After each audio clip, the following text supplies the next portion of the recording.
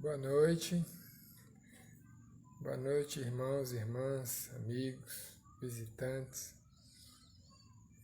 Sejam todos bem-vindos a mais uma live da Casa de Francisco com comentários ao livro O Evangelho segundo o Espiritismo.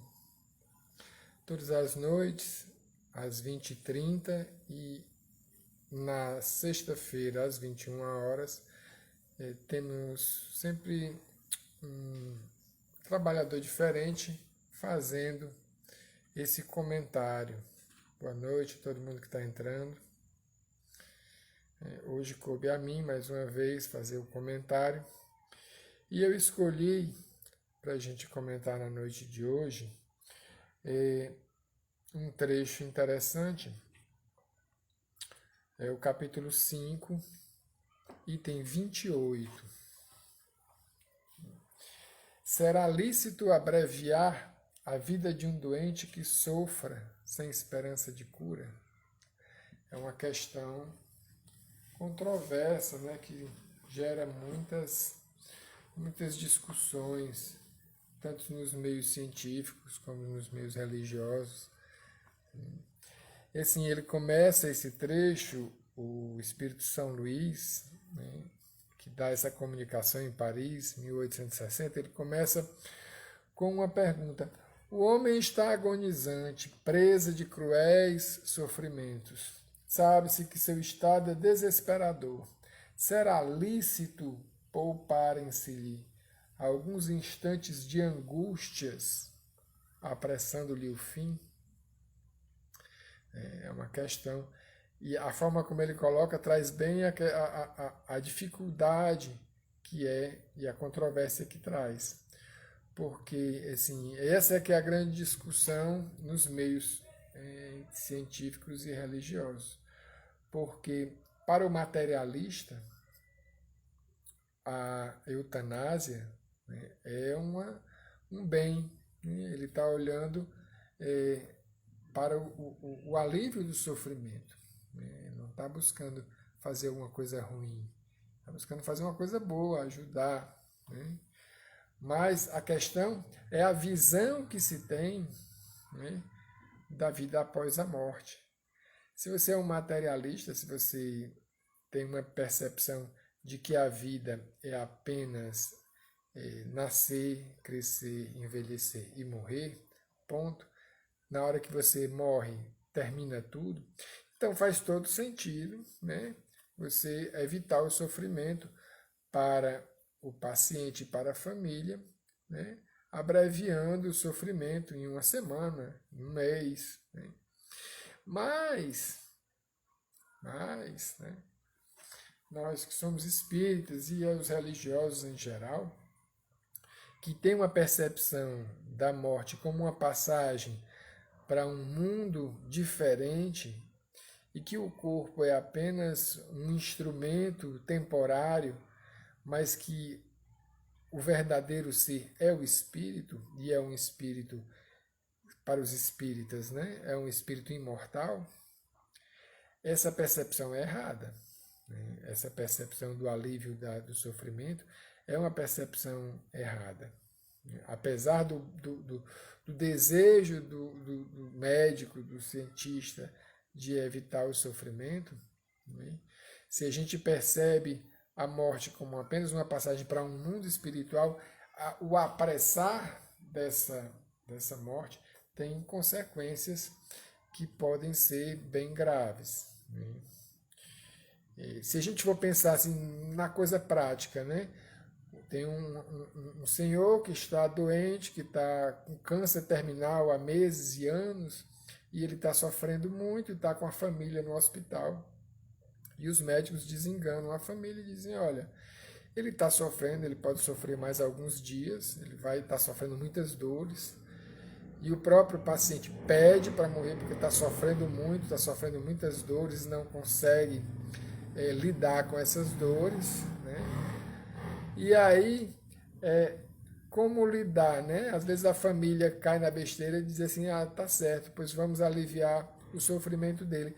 Mas aí passa o resto da vida carregando a culpa, né, de ter, de alguma forma, contribuído para a morte daquele ente querido. Que talvez tivesse esperado mais uma semana, 2, 3, né? Não precisaria carregar o resto da vida essa culpa. Então, é algo que traz muitas controvérsias.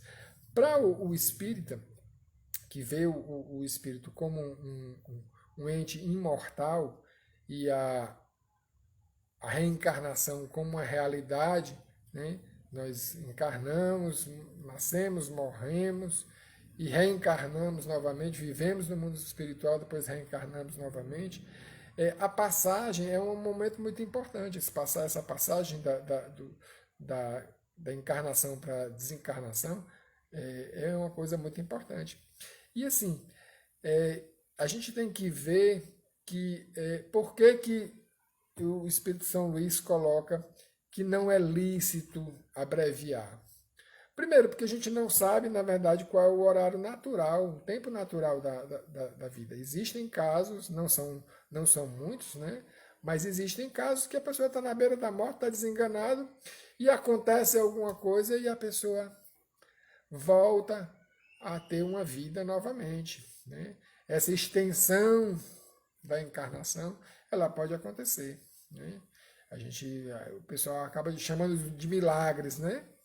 Mas elas podem acontecer. E muitas vezes na literatura espírita a gente vai ler que muitas vezes é uma decisão espiritual, uma decisão do espírito junto com a equipe espiritual que decide que é necessário mais um tempo para aquele espírito, para que ele possa resolver coisas na encarnação, né? E possa viver mais um tempo, né? Então a gente nunca sabe, às vezes pode ser que esteja na hora, mas pode ser que não esteja na hora, né? Pode ser que no último momento, apesar dos médicos dizerem que não tem escapatória, que o indivíduo escape, né?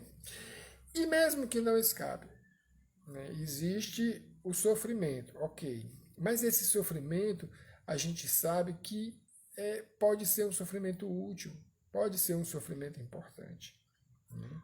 Ele pode, um sofrimento bem aceito, né, com resignação, né, a gente sofre com consciência, sabendo que naquele momento aquele espírito que está desencarnando, sabendo que tem uma dívida a pagar, né, que às vezes é um débito, aquele sofrimento é um débito, né, e o sofrimento da família também às vezes é um sofrimento necessário, ele vai sofrer aquilo com mais consciência e vai sofrer melhor.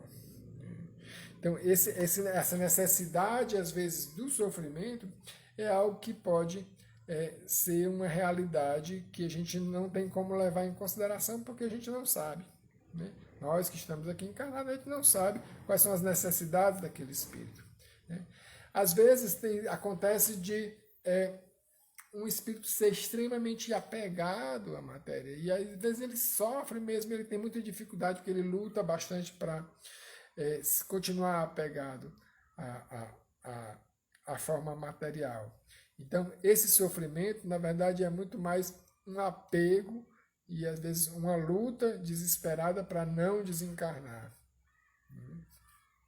Então, assim, o sofrimento, muitas vezes, esse sofrimento, essa extensão do sofrimento no pré-morte, muitas vezes é um processo de desapego, é um processo de aceitação e desapego, desapego da família, desapego dos bens, às vezes desapego do próprio corpo, desapego do mundo que a pessoa viveu, né?